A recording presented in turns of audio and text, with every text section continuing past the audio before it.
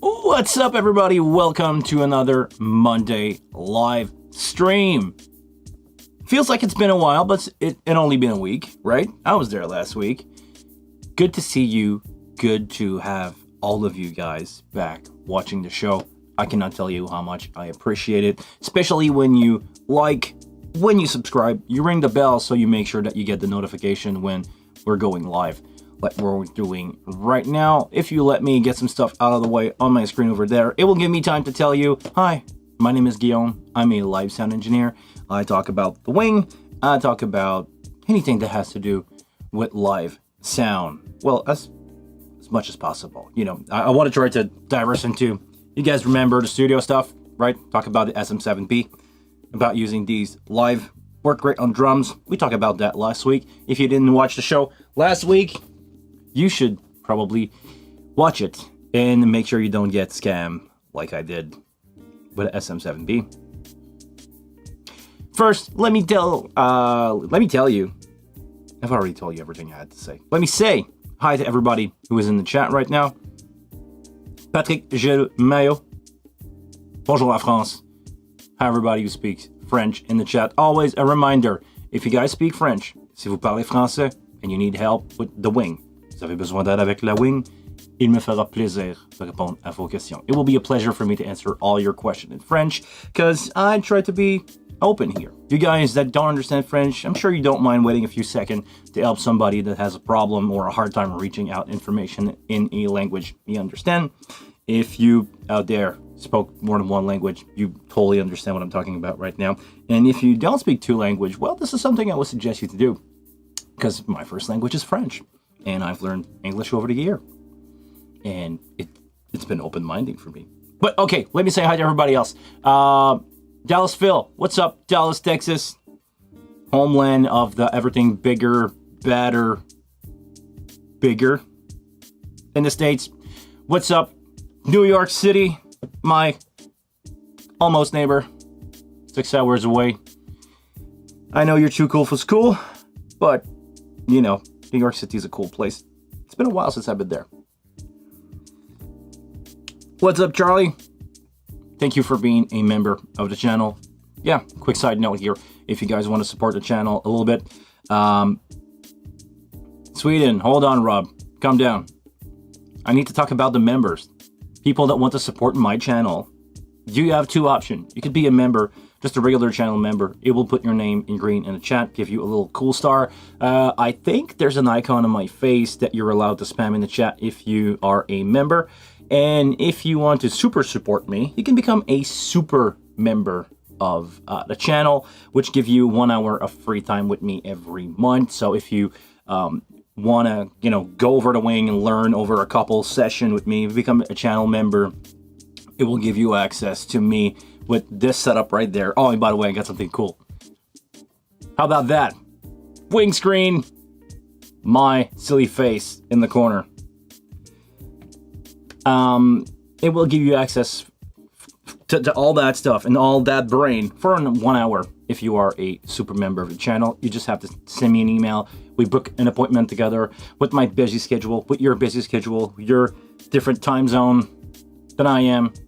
East Coast. Sometimes people are on the West Coast. Everywhere in the world, basically. I gave course to people all the way down in Australia, Sweden, Rob, Sweden, and other places in the world. So, yeah, if you want to have that, become a super member. Or you just can send me an email and we can work out something. We can work out a fee for a 1 hour consultation like I just did last week. So feel free to do so. If you think you need help and you need to have one-on-one conversation, we can talk about your setup, how I would implement that, how, you know the drill. So let me finish to say hi to Anger77. What's up, man? Always good to have you around. Okay, now we're finally up to Rob. Hey, Rob. What's up you're from Sweden this time, right? Are you home? No, I don't believe you're home. I believe you're in Germany. You're not in Sweden. So,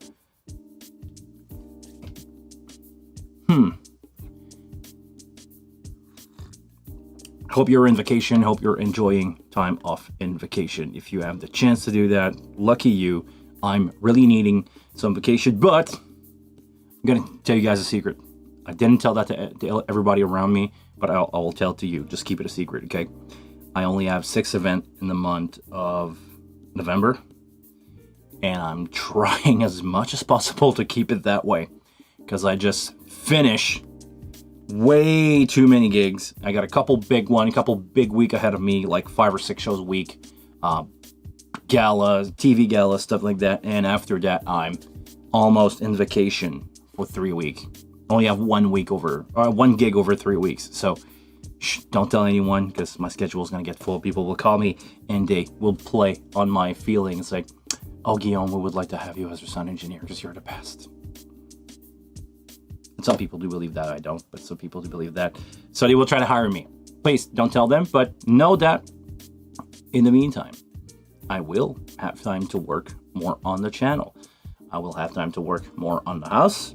I will have time to work on my setup back there because I just bought some really cool LED diffuser for the background there, and I may changing out my LEDs to, new lights. New lights. Love lights. Ugh, can't believe I said that. Love lights. Okay. Enough with the corporate stuff. We talk about the channel. You guys liked the video so far. Yeah, all 15 of you gave 3 like. So if you guys want to give this video a thumbs up, it will help the channel a lot. It help the channel to be discovered. And we're gonna answer some questions. I'm gonna read what's happening with Phil. Because he's got a DL251 in, and I'm a DL251 user. I love my DL251. Seriously. Best, I'm going to say it, best preamp in the world. You can quote me on that. For live use, some studio guys may not agree with me. I know for a fact that the Neve stuff sounds really good. So, compared to that, but I don't know a lot of people who carry around 48 preamp of Neve stuff, other than some people that are lucky enough to work with the Rivage from Yamaha and connect 48 Dente stuff. My forehead is slightly blown out. Oh, dude. My forehead has been blown out a lot, but okay. Is this better? Tell me now. Tell me. I'm gonna work on the lights because I refocused my stuff, so hold on. Doesn't matter, right? I can just take the light out of me. A little bit. There we go.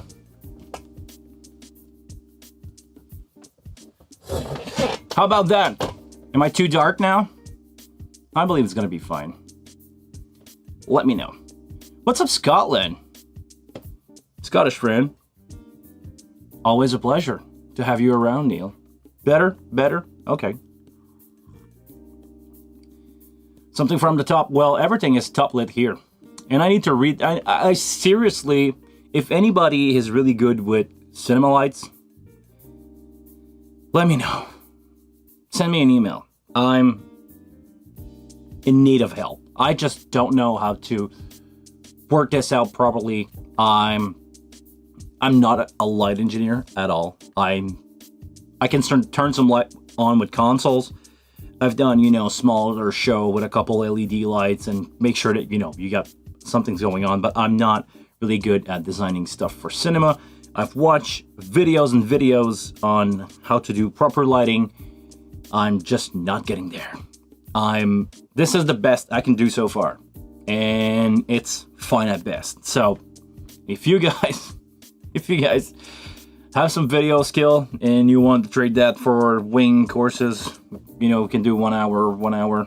Let me know. I'm doing the best I can with what I got, and I'm not a video guy.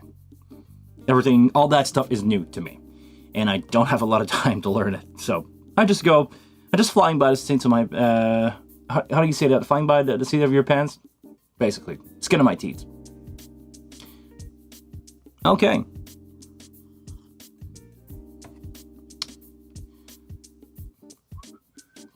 Let me go back to the question from Hold on, my chat doesn't work. My chat does work. From Phil. DL251. Interesting question here. I'm losing my English too. Is it necessary to plug the 2 power cable into different power circuit? No, it's not. It will be recommended because if you happen to have a breaker,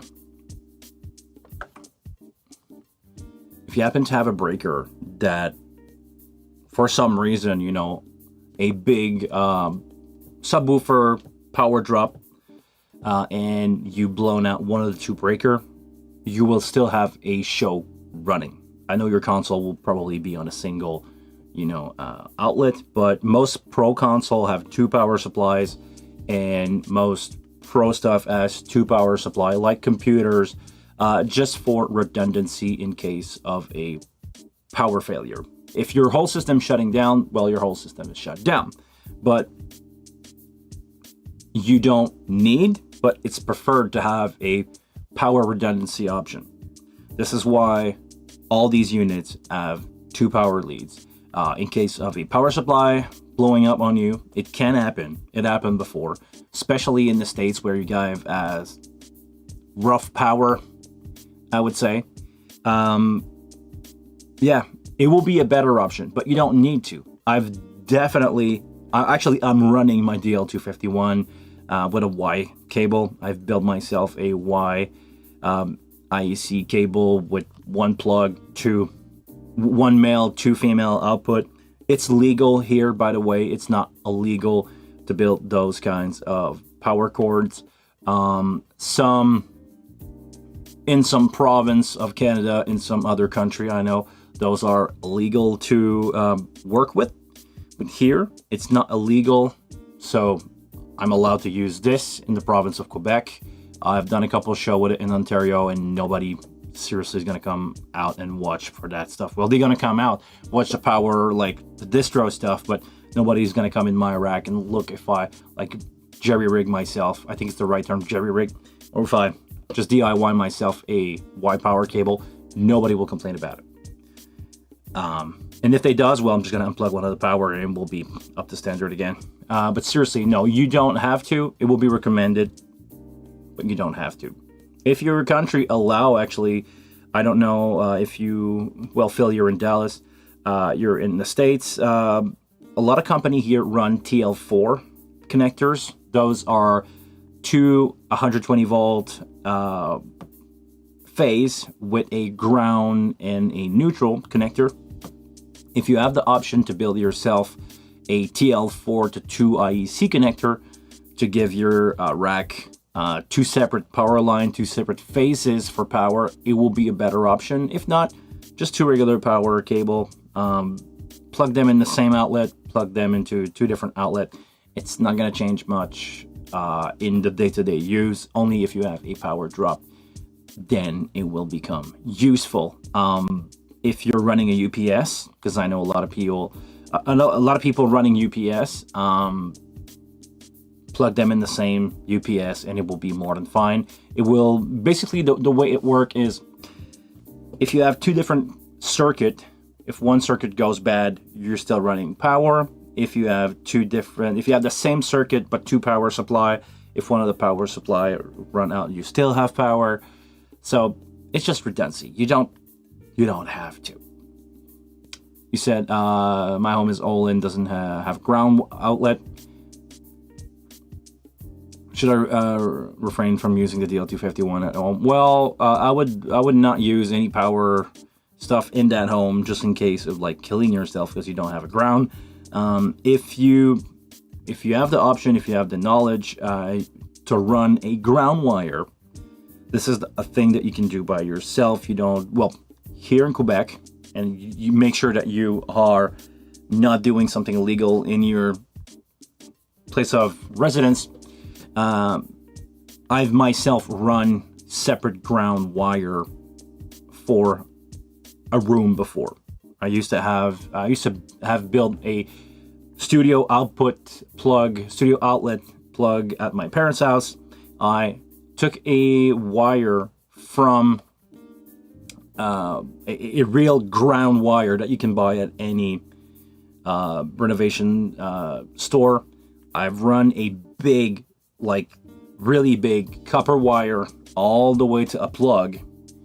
I've unconnected the wire, the ground wire from the other panel, ground that outlet, ground the two plug, and I was running independent ground on these plug. If you don't have any ground wire, you can probably just run a wire from outside with a pin. I just like use any cheapest metal pin that I could find at the hardware store, run that, use a correct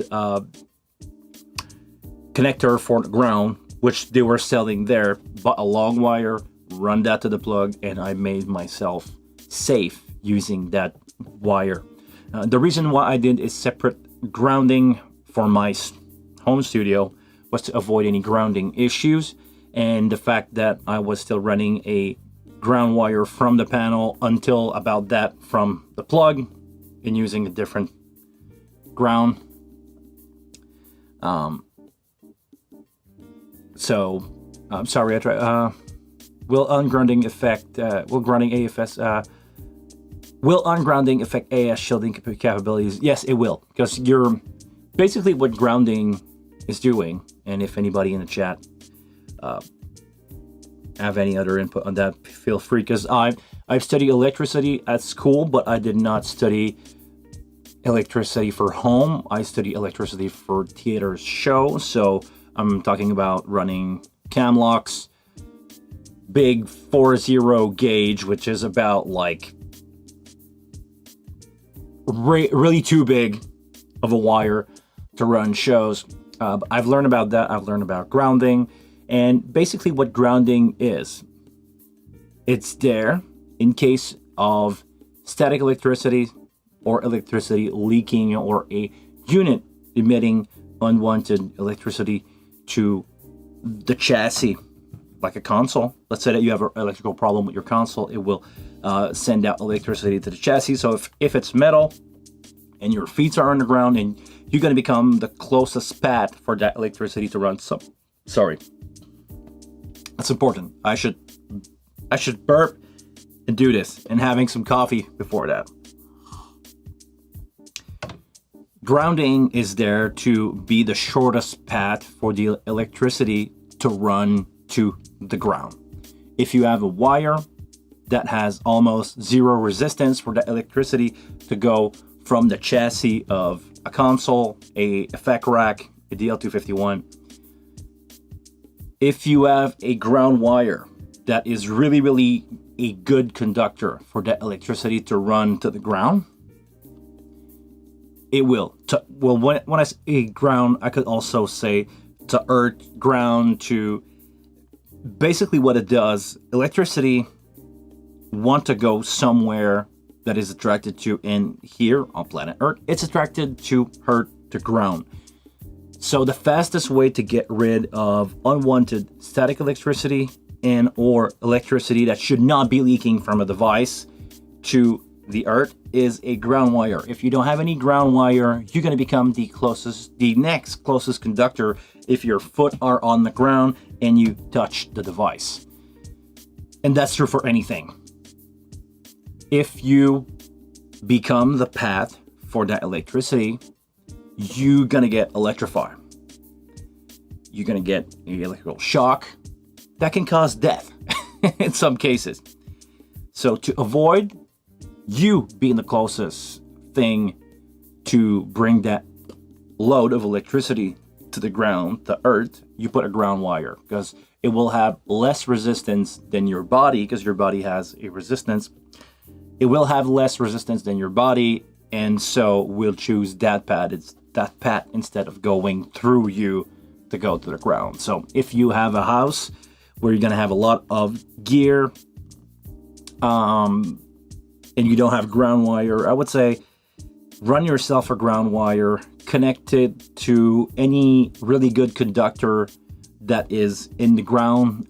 Here in Canada, we use piping, copper piping, usually for ground, because with the water being a conductor, with the copper pipe being a really good conductor, you have a lot of stuff that's going to go through the ground. Here, the way that the houses are built, we have the water main coming in from the city.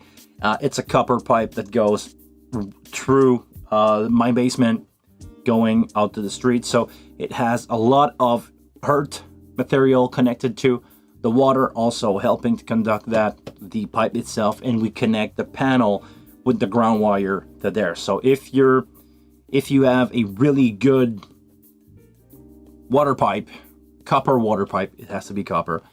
If you have a really good water pipe next to your plug, just run a wire to that copper pipe, make sure it conducts to the ground, and you're gonna have a safe outlet to plug all your gear. And you're gonna avoid having static build on all your stuff. You're gonna avoid maybe killing yourself if something goes wrong with one of these units. You know, sometimes something goes hot, the PC board inside the unit bends and it's shorting with the chassis. Yeah. Replace your 2-prong with a GFCI. I don't know what GFCI is. I know GFI. Receptacle. It sends the potential between the line and the tips. Yeah. That can also help, but I think you need a ground wire to GFCI or GFI or up to that. But seriously, if you have an electrician friend, ask him for just a single plug or just a ground wire to one of your outlet to plug that stuff. It will be safer for you to use. And who doesn't like to be, safe?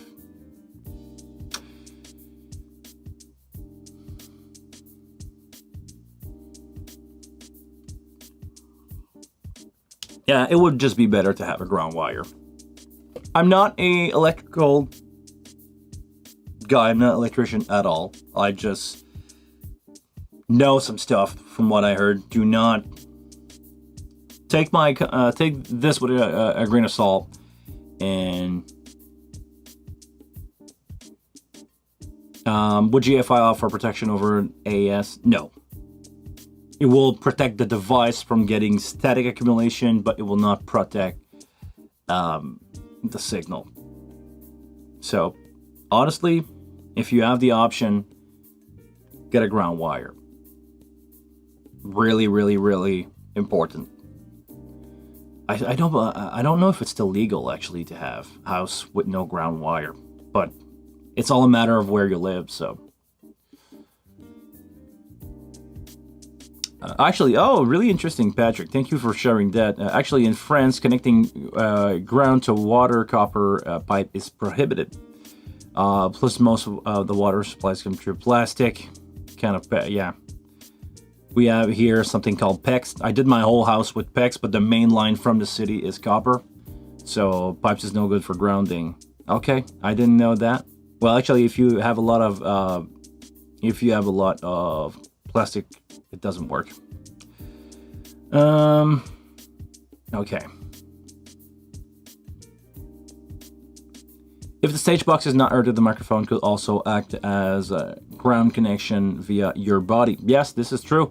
Because the microphone has a ground wire, it will be connected to the handle of the microphone. So you basically become the end of that wire conductor. So you don't want that. You want your closest, you want a conductor with almost no resistance to be the closest step to the panel grounding or all your electricity grounding. This is what you want to have. So,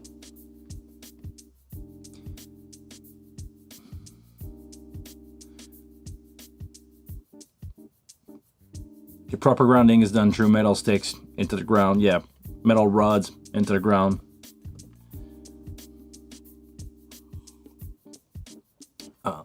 Okay, I'm really curious. YouTube just says that we add a middle roll ads. Who in the chat just got a middle roll ads? I'm really curious if you guys can tell me who just saw a 5 seconds, 30 seconds, skippable or not ads. Let me know, because YouTube just told me. How long have we been going? 15 minutes? Basically 25 minutes? Okay.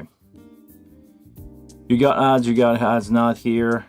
Danny didn't get an ad. Patrick did.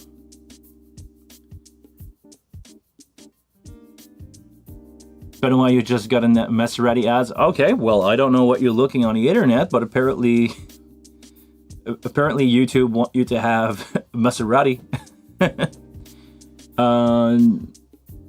Ad blocks. Okay, so it will still work, because this is the thing. You guys probably, well, if you're watching YouTube, you probably know that eventually YouTube's going to block people with ad blocker. They will know that you didn't see an ad for a certain amount of time. And after watching a couple of videos, it will tell you that basically you need to turn off your ad blocker if you want to see more content, which is a debatable point of view. Being a content creator, let's be honest and say I sure love ads, because this is how I get revenue from the streams. I get a couple, let's be honest, I don't make more than $1.50 every live stream that I'm doing, but it's because people are watching it and you guys are seeing publicity.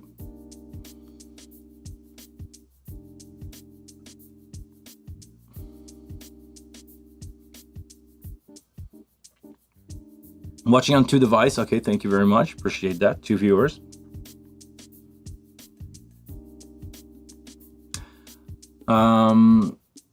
I have the video on my iPad and the chat on my phone. Neil's also doing that.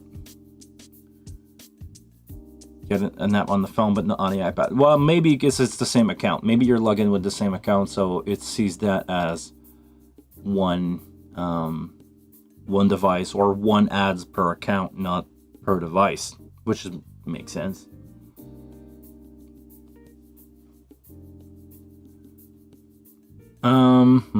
So yeah, basically YouTube's gonna make sure that you guys seeing ads and content creator get revenue. So it has to be a fine balance between what is too much and not enough. YouTube's gonna play with publicity because they realize that they are slowly getting people's TV. It's cable TV used to be 30 minutes show, well actually 18.5 minute show with a intro, ads, couple minutes ads, couple minutes ad, and generic. And basically this is what YouTube is. You come here, you watch a usually between 10 and 30 minute video with a couple ads, and you move on to another one. YouTube has become TV for a lot of people. Even my 64 years old mother doesn't have cable TV anymore. I gave her a Chromecast. She's watching Netflix, and here in Canada, we still have the regular local TV station emitting full HD, digital, wireless. So she's got an antenna and a Chromecast, and that's it.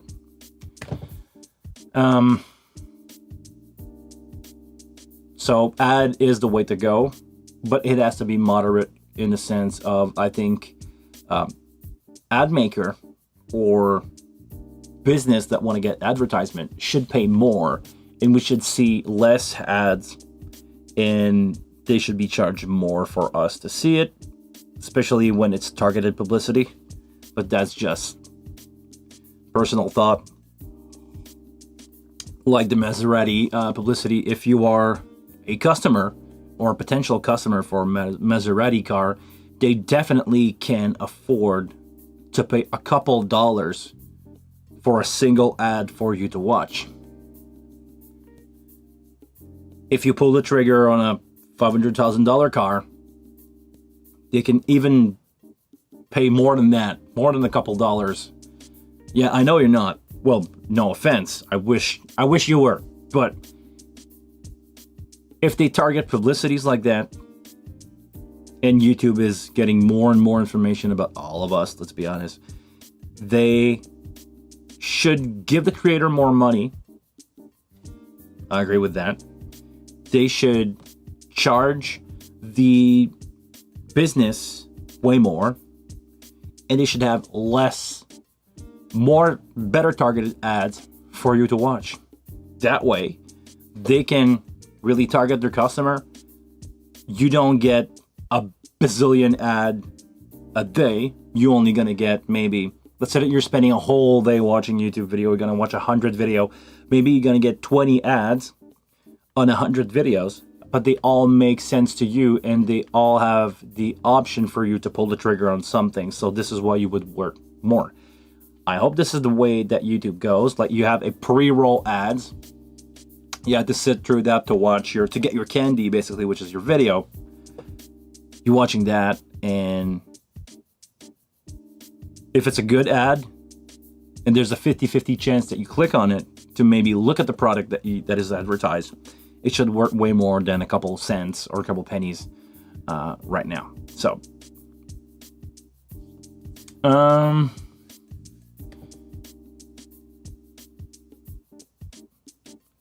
tonight you gotta mix on the Heritage. Oh, come on, man. Mixing on the Heritage D. What a pleasure it is. I hope you have a good band on the other hand, because otherwise it doesn't matter. You can have the best console in the world.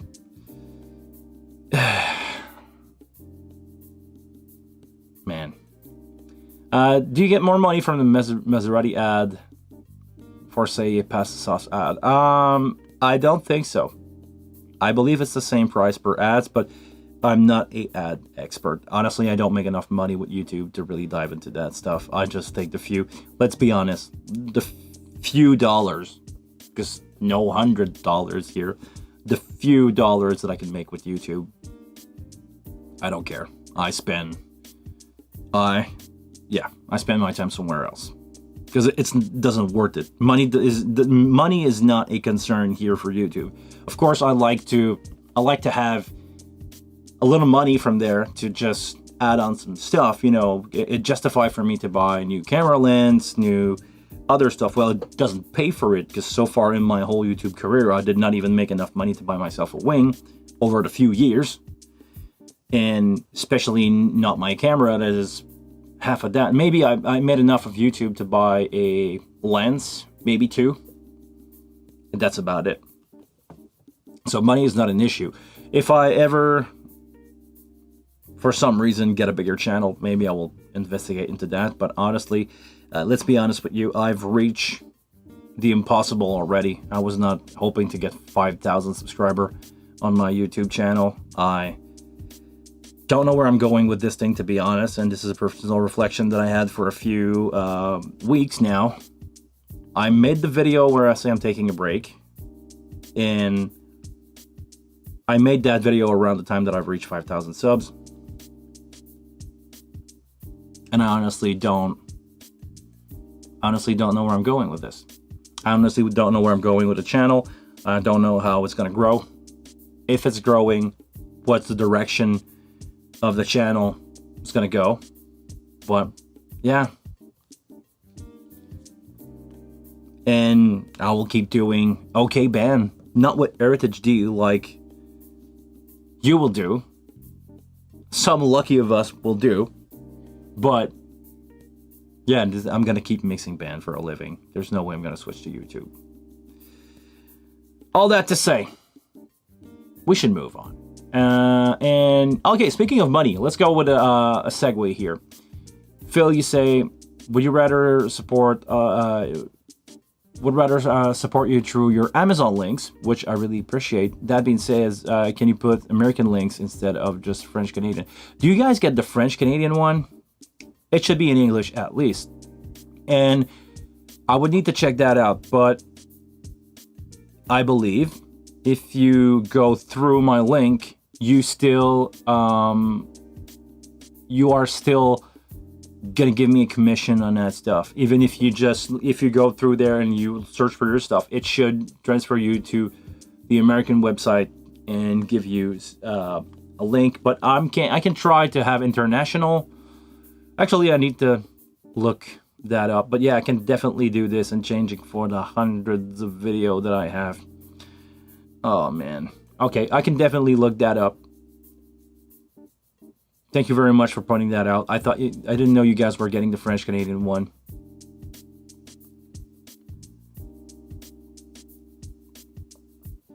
As long as the channel is attracting new viewers, I would say you're doing well. That's the thing, Rolf. You've been around for a long time, and you've been coming back every week, and I really appreciate that. Seriously, all the people in the chat that are regulars, you guys know who you are. All the people that watch and playback that cannot make it in time, thank you very much for watching. I appreciate. But the thing is, I'll be honest with you. I feel a little boring right now with the wing because still audio here about Frozen video. I think it's you because I'm watching it on YouTube, or maybe it's because I'm not moving and I should try not to move my lip and see if it's still frozen on your side, right? No, seriously. No problem here in development. Okay. I should stop saying all the time. Sorry, guys. I just don't know where I'm going with the channel now because I think I covered the wing. I don't want to say enough, but I covered most of it. I still have people asking me for videos of stuff that I almost covered, but not in the way that they wanted to do. But I don't want to repeat myself too much. I cannot do another video where I'm gonna go through every compressor of the console like I did. I did the live stream where I covered every single compressor for every single type of channel: kick, snare, bass, vocal, guitar, toms. And I did the same thing for the gate, and I did the same thing for, like, I just don't know how much juice I can squeeze out of that lemon. Not that the wing is a lemon, don't quote me on that. Don't take that out of context, I should say. But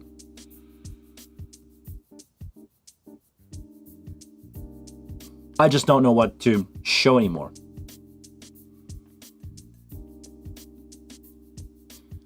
The wing and mixing station. The thing is, that is turning me off a little bit, is I'm not using that. I'm not using mixing station with the wing, because every time I go out with the wing, it's because I want to have a console in front of house. I don't want to use an app. I don't want to use an iPad. I know it's a feature, but to me it's getting a restriction. A lot of places where I go and do shows are pissed because I want to bring a console. They go like, oh, you know, that other band that came in the other day, they didn't have all that complex stuff. They didn't need to run wired. They were just doing an iPad. And it doesn't, you know, take place for the customer in the bar. Because, you know, when you have a console, people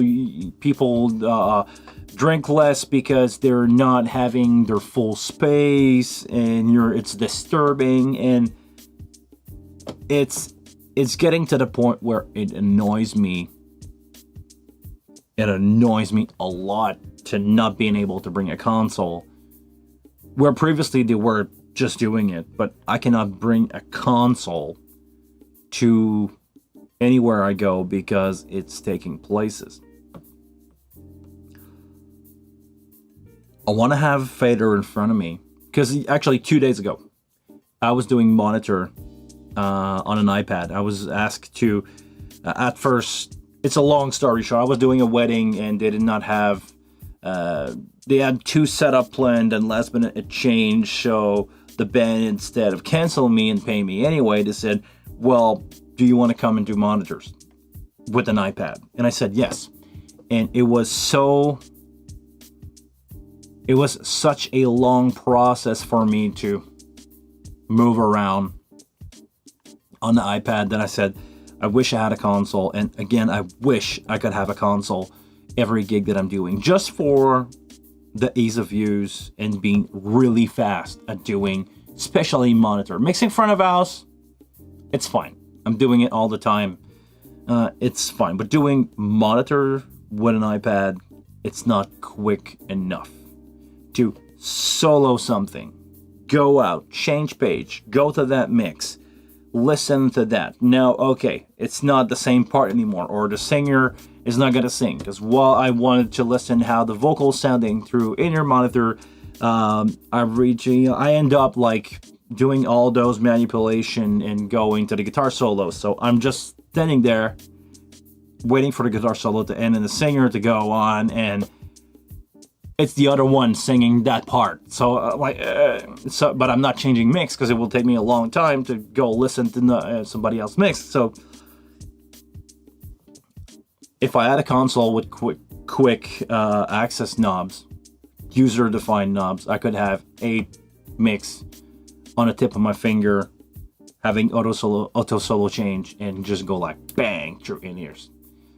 So I understand the usefulness of doing like EQing monitor with an iPad, but man, it's a tool. It should be used as a tool, not as a solution. Just my opinion.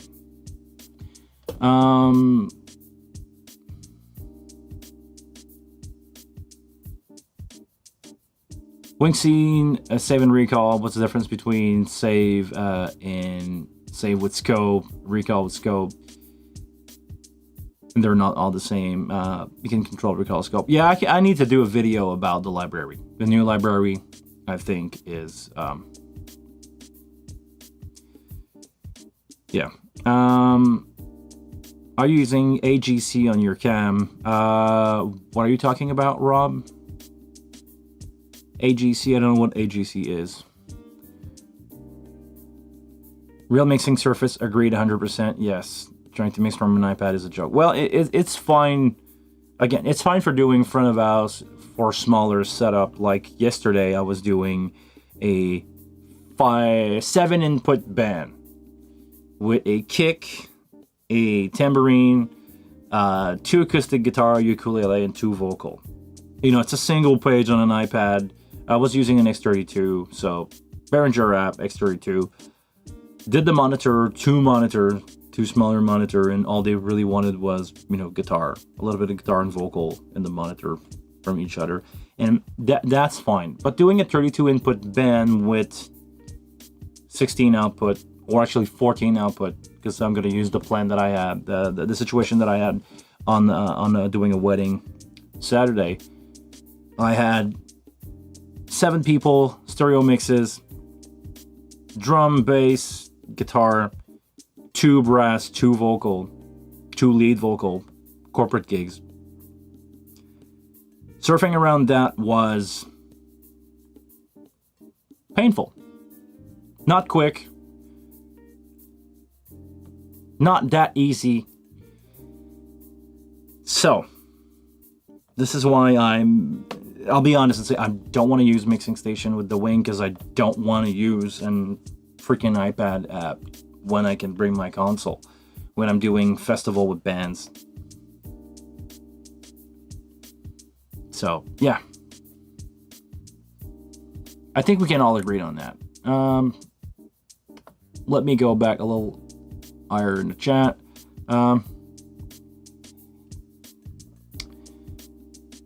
So how do you ring out an EQ monitor with an iPad, without an iPad? Well, actually, I'm trying something Baba, you probably did a long time ago, is I go to the mic, I listen to some frequency that bothers me, that I know are gonna feedback, and I remember them.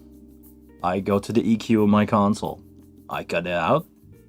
Once it's cut out, I go back to the mic and I walk there 2 or 3 times and I'm good. I use my brain. I use frequency memory. Sometimes I sing them. I just go like, that's the frequency that bothers me. The whole monitor is on like this. So I go like, and I cut it out. And sometimes, even if I don't remember it, if I don't know his name, I'm using this trick, and maybe it will help you guys out. I'm using the RTA of the console. It's there. It's a tool. I just go. I listen to something and I go like, I know it's that frequency that's bugging me out.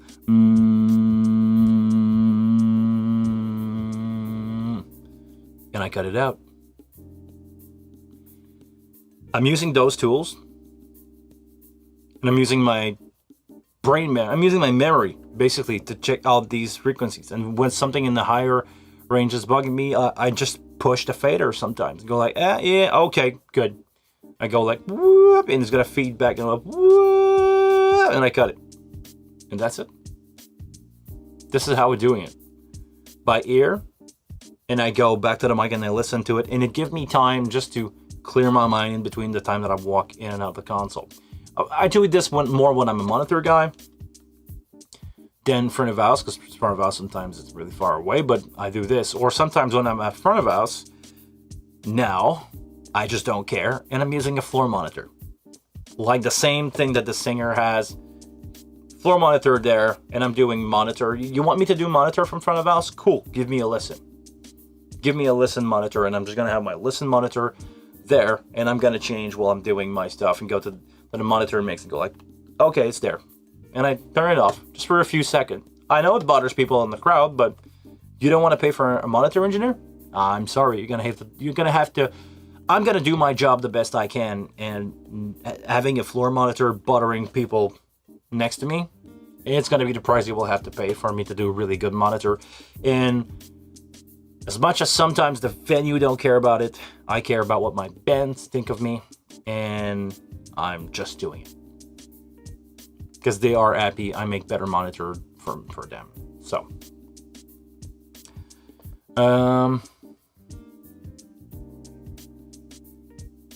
one of the big flaw mixing monitor with an iPad is it doesn't carry audio. Yeah, and it probably never would. This is why I'm using either a P1 from Behringer for wired one, or most of the show that I'm doing I have an extra pack for the monitor engineer. So I'm just gonna grab myself a pack and doing in-ear monitor with a pack. Like if I was one of the musician, I think it's the best thing to have. You have the same thing that the band has in their ear. Sometimes I have to match the in-ear monitor that they have. If somebody on the show will tell me, yeah, you know what, we all have Shure 215. I'm just gonna go, okay, sure, I'm gonna put on Shure 215 myself, and I'm gonna hear the same things that you guys do, and I'm gonna try to mix that so it sounds good for everybody in the 215s. Because, even if you don't have the same EQ, the representation and the level that stuff is in the mix will depend on the in-ear that you have. So it's a matter of just having as close as possible to the band.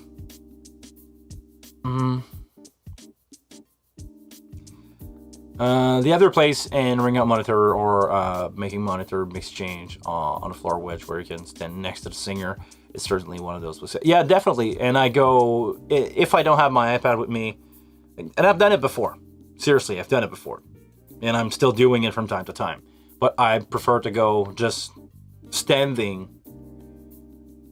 with my singer, listen to what he's listening to, changing out some stuff, changing out some EQ, bring back, some mid-range that I thought I needed to cut down. I've got to bring that up, and I will, just using my brain, go like, okay, this, go back, and it worked. But yeah, it worked. They definitely have to replace, but it's a tool. It should not be a full replacement for a console.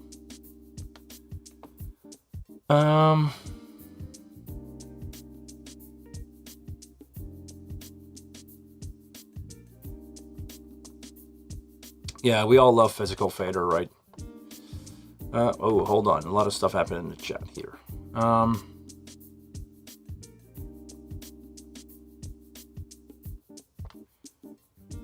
Let me go.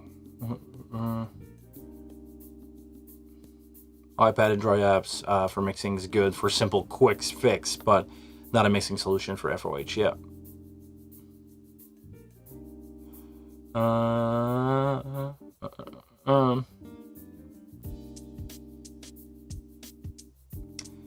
If I could be different, yeah. Okay, good. Read that. Surface with fader every day. What's up, Chris? Chris Greco, good to see you, man. Auto gain control. Yes, I do have auto gain control on my camera. Well, actually, I'm using aperture control instead of ISO, automatic ISO. Yes, it does react to my, it will react to the light changing. Because it's focusing on my face right now. It's a Sony FX30 that I'm using, if you guys know anything about video camera. I'm using that, and I'm using auto aperture just to, actually that and autofocus. So if I'm doing an autofocus like this, it will focus to my hand if it doesn't see my eye. And if it's brighter there, it's not gonna be blast by this. It will react. It should be at least good enough for you to consider this watchable with the auto aperture. So I'm a one-man show here, and I do not have that good of a reference monitor, so I cannot using it to adjust color. I'm just putting everything in auto, and so far it's been fine. I believe so. Tell me, guys, if you think this is not really good looking.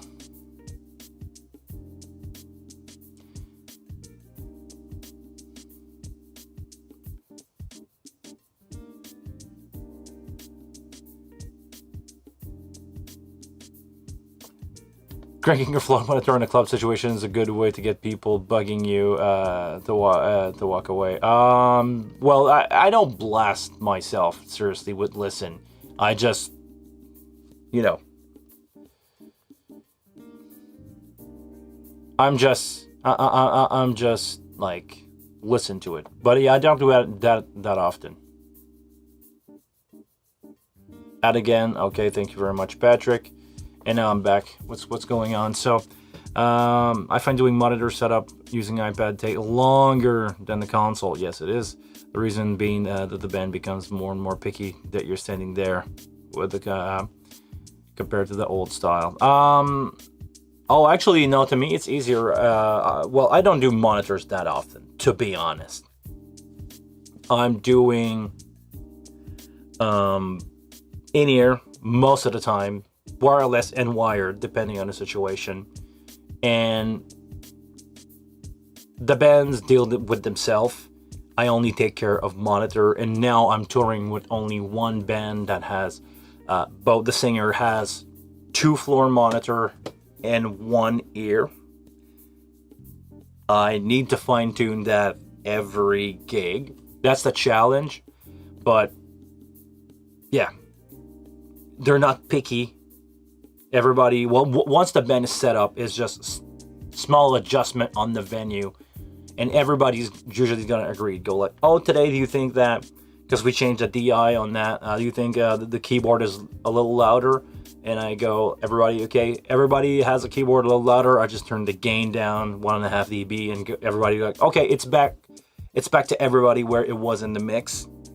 So I do those fine, subtle adjustment, and that's about it. But no, to me, it's not bugging me. Or actually, I can be more precise, and I like to make my band as happy as possible on stage, because that way they play better. The better they play, the better they're gonna sound, and it's gonna make your job at front of house easier. And when you're doing when you're dealing with a monitor engineer and a front of house engineer, if you have 2 people that can luck together, when you can have the band happy, you yourself make the stage sound good, you have the front of house sound good, this is how you're gonna get the best show of your life. Seriously. It doesn't happen all the time, but when you guys luck together, monitor and front of house and everything sound, the band always gonna hear a little bit of front of house frequency resonating and stuff like that, even if they have ear on. But if everything is coherent and it sounds good, yeah, man, it sounds really good. It's the best of both worlds when you have monitor and front of house world going together.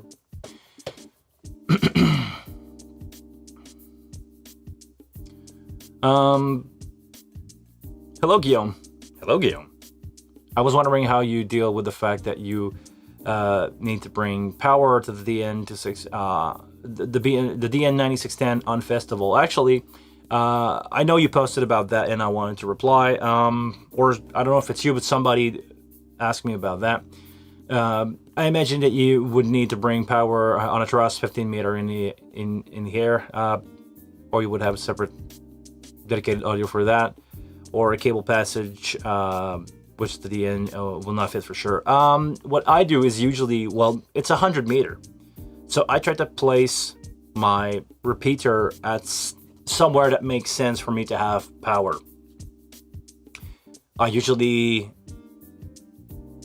the console, the front of house console, are not 100 meters away in festival from the stage. Even sometimes if I cannot put my repeater on stage, I can at least place it somewhere close to the stage and use a longer wire to go, let's say, all the way up on the stage. But I usually end up finding a spot that makes sense. But I would say if you are running a lot of really long run with AES-50, I mean, 100 meter is a long run of wire.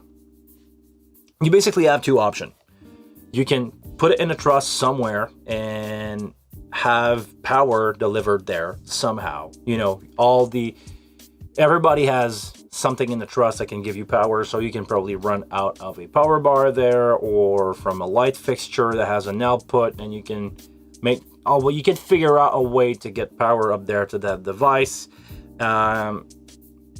In a festival situation, if you're in an install situation, definitely find a place where it makes sense. But I never run into a situation where I had more than 100 meter or 300 foot of wire with nothing in between, with no place where I can get the box down, have, my interconnection, and having power at the same time.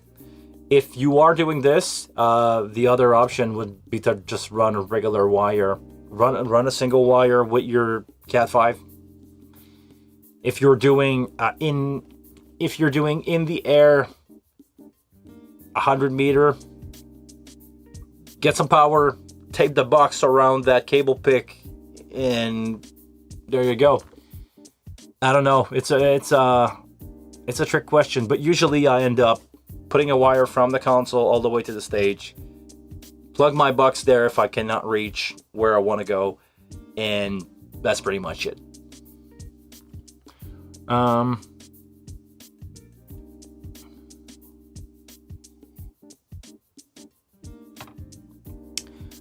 Does the mixing station gain tracking work on the wing? I would not know, but apparently it does. So, good to know if you guys want to do this.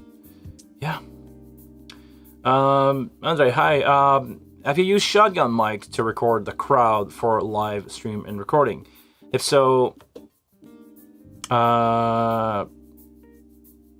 yes, I did. First, I'm doing this all the time.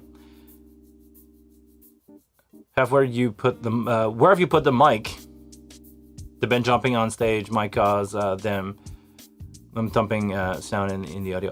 Actually, when I'm doing crowd mic, either for in-ear monitor or recording, I'm having the mic really far from each other because it will give a bigger perspective or a bigger stereo image of the crowd, and I put it behind the PA. So usually it's at the far end, really far end of the stage, and a little behind the PA, so I don't hear the front of house mix, or just a little, and I only hear the crowd. And I put my microphone to be like really straight one to another in outdoor festival and get as much crowd as possible, but I put them really far away from the side. I hope that answered your question. In venues, sometimes what I do is I don't put them straight. I just put them with a little bit of angle inward, because I don't want to have too much of the sound reflecting from the wall. In those mic, I try to get the crowd only, so if I have to put my mic really far at each corner of the stage, I'm going to put them at an angle shooting like this, so I get the crowd and not the reflection, or as less reflection as possible with the shotgun. But yes, using shotgun mic is the way to go. Even the cheaper one would do better than any pair of good condenser. You really want to have that shotgun effect to get the perception that it's coming from far away. I don't know why, I don't know how, but if you're not doing shotgun mics, you're not going to get that perspective of people being far away in your monitor. So I hope that helped. Sometimes I stumble across a few weeks back on the wing. If you name a snapshot or a tell for the first character, it show up in a similar font. And one know what? I'm sorry. Hold on. I'm not sure to understand your question here, Daddy. Sometimes I stumble across a few weeks on the wing. If you name a snapshot with a tell character as the first. Really good question. I didn't come across that bug. Interesting. Thank you for reporting that. I'm sure somebody else in the chat will check it out. And name it like dash something. Okay, hold on. I'm gonna try to do this with a snap file. Let's go. Dive into the console. Hey, I have a camera here with my face on it.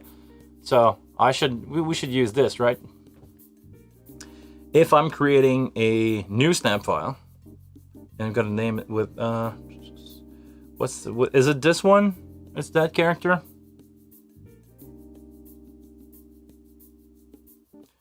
I'm gonna remove the cap.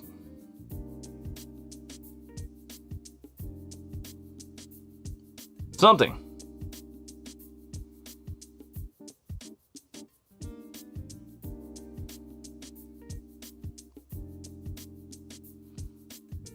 Oh. Yeah. Can you guys see this?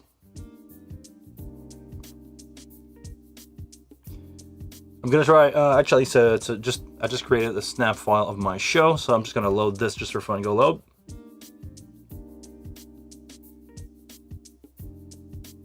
Nothing to show here.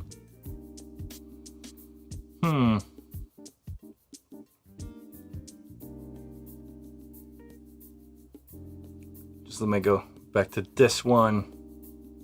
Budget live stream load. Is it working? Oh, it's different, right? I'm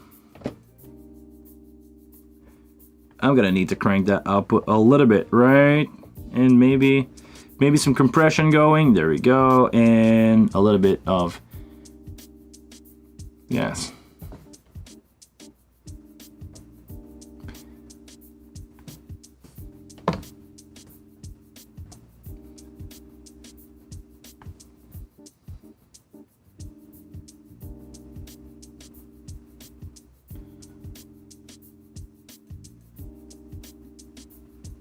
Okay. Interesting. Hold on. I'm gonna try with 2. As mentioned here. Go save. No, it's just doing it one time. And I'm just gonna delete those. But okay, I didn't know that.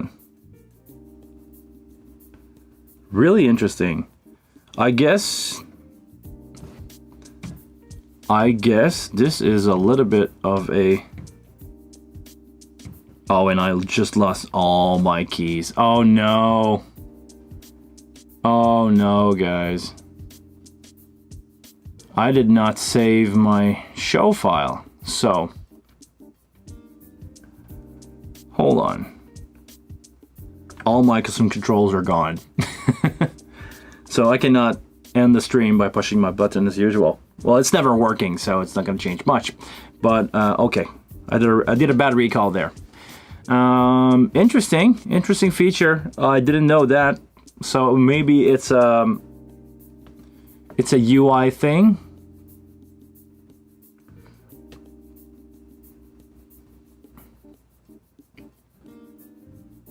Other than the font size, it appears to work as any other snapshot. Just thought it was interesting, wondering if I stumbled across an undocummented feature. I believe so. I believe it's nobody knew about that.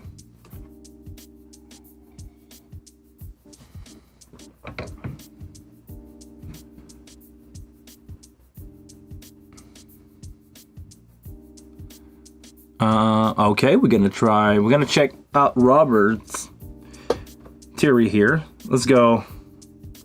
I'm gonna remove that, and I'm gonna call it with a cap.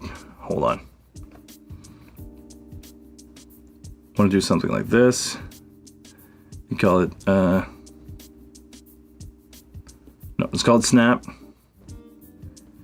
Let's call it snap with a space. I'm gonna put snap in a space and gonna call it dash. Oh, hold on. Can I do this? Yes. I'm gonna try to create a snap file here. Or a snap, I should say. I'm gonna call it snap with that character, which was your name, Phil?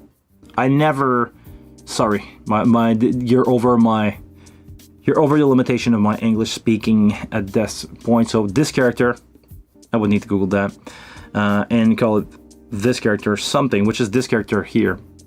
I'm gonna go save. What is it doing? Okay. Oh, wow. This is really cool. Can you guys see this? It's called Snap. And if you were to write a note under it, it would write under this. So if I go something, I'm gonna go small. I don't know how to write anymore. Small text with a couple of numbers. Can we go a lot of numbers? We can go a lot here. I'm just gonna write anything. Go save. Can you guys see this? We could have a snap. I want to know what happened if I load it. If I go here and I go loading this thing.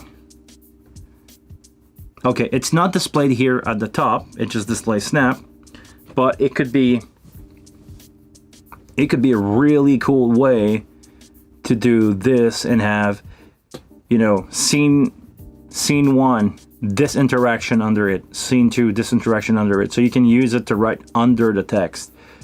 Really, really cool. I didn't know about that. And let's go for another one.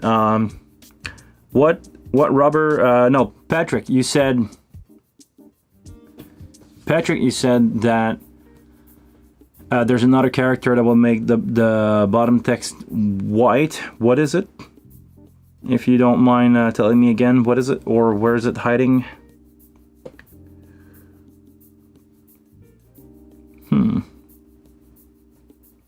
Interesting.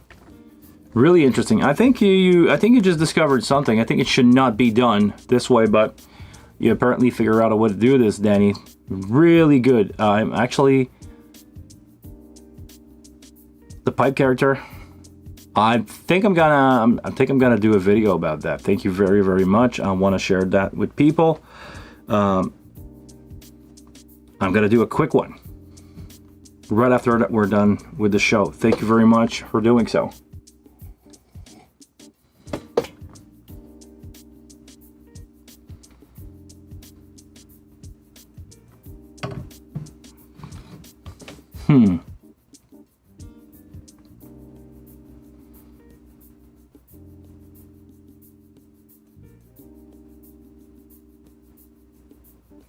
Thank you very much for your answer.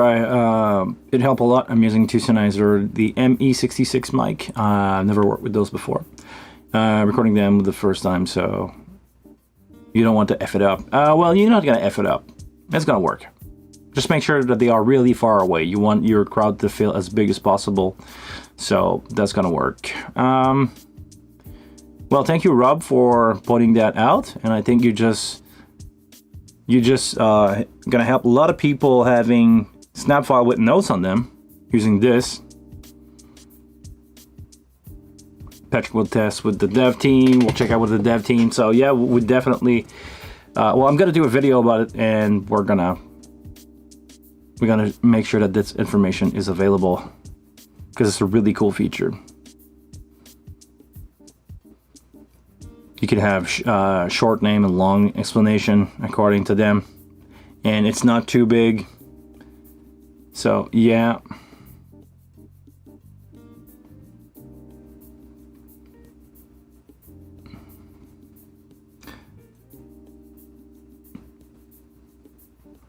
At least for a scribble script for sure, the pipe character is used to reverse color on text. Okay, I use that in several of your apps. Actually, this is a good time for me to pointing out, if you want to support what Patrick is doing and you want cool software, go visit his website, x32ram.com, x32ram.com. He's got a lot of cool app for the X32 for the wing, integrate that with Reaper, and he's got a lot of stuff. Like, you guys need to go check out what he's doing.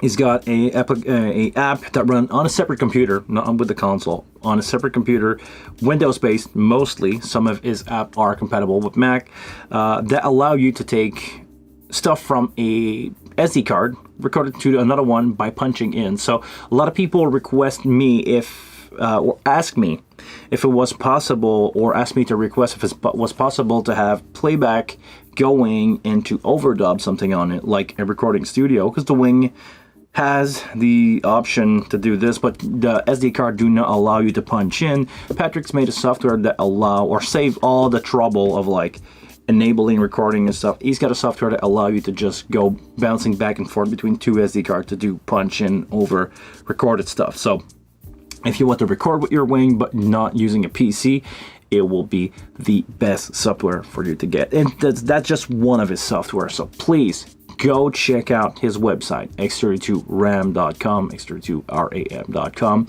He's helping me so much with the channel that it's a pleasure for me to do this sponsored role. Basically, I should roll you as a sponsor of the channel, Patrick. You're doing moderator work for me here, helping me a lot, and it's a pleasure for me to give you a little shout out for all the cool software that you're doing.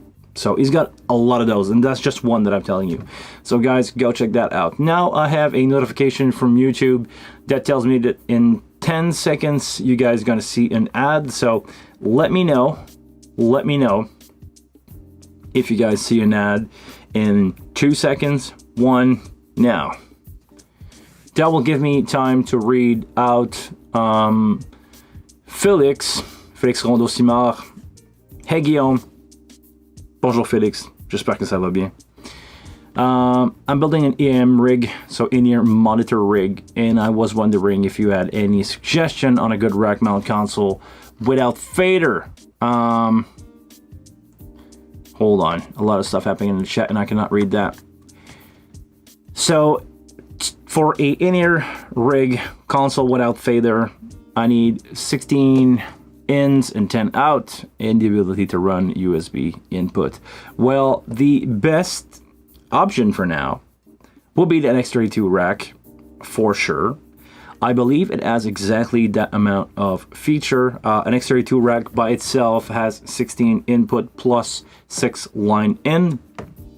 The X32 also has 8 XLR output plus 6 out. So you are basically in the zone. You really are where you want to be. You have the USB option also, and the only thing is I would recommend you, if you are not running, if you're running this as a separate rig and you do not have your front of house engineer, I would suggest you to use a split snake to do this, to connect all your mics, and use 2 outputs for your USB playback, your backtrack, or if you have more output. Actually, how many output there is on an X32 rack for real? You have, I believe you can do 14, right? You have the 8, you have the 8 XLR in the back, you got the 6, so yeah, that would be 14. So you can do your 10 in-ear monitor, and you can also output your backtrack from the remaining output 1/4 inch. Get a DI box for that, get that stupid proof, or get a Behringer. Maybe get a Behringer split snake, get a 24 split, and just connect everything to the front of your rack with a split, and have basically one of those rack as split for your front of house backtrack. You run them USB internally, but you give out analog signal to front of house, so that way you avoid running into AES-15 conversion and everything. So I think the X32 rack will be my go choice there. If you want to wait a little bit, apparently there is some work that is done on a wing rack, which will give you 24 input from the picture that I've leaked. So, yeah. Any better? Yeah, the better option would be to wait if you want. The better option if you want to wait will be to wait for a wing rack, honestly. As a premium subscriber, you don't have any ads, Dale. Okay, good. No ads. I pay for YouTube. Oh, thank you very much, guys. Paying for YouTube. Yeah, Urban Carry gun holster. Okay, cool. I'm Canadian. To me, this is a little scary. We don't carry guns around here. Not a thing. Guns are not a thing in Canada. I don't say that they don't exist, but nobody has a gun. I don't know anybody that has a gun. Maybe one hunter guy that I know, but he's the only one.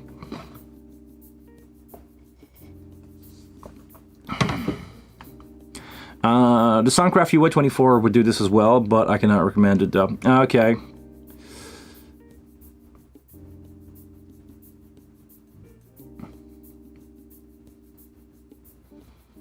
Interesting. That's basically the setup I would think to be the best. Thanks a lot for your input. Well, ça me fait plaisir, Felix. Merci. It's a pleasure for me to do this. If you... Well, actually, I would say good luck finding an X32 rack. I don't think they are in stock anywhere right now. Your other option, just so you know, your other option would be to use a M32 core, which is still sold. I don't know how if they are in stock anywhere, but an S32 core with a DL32. You would still, it will be more expensive. You would still need to get a split snake, but it could be an option. If you're not on a budget and you just want something to work, an M32 core with an S32 or DL32 will be a good option. I would honestly go with the DL32 and the Midas C, because again, if you're not on a budget, it will be more expensive, but a better solution, a little better sounding preamp there. But yeah, there is also other option, like from the UI from Soundcraft, which people report that has some bugs here and there. So yeah, just go the Behringer route. Honestly, best setup. If you're bringing your own front of house console and you have your own engineer, you can also just go one single line of AS50 from the stage to front of house, and you can carry around your full rack on stage and go to front of house without a split. You will be gain sharing, but usually it's never a big problem. But yeah.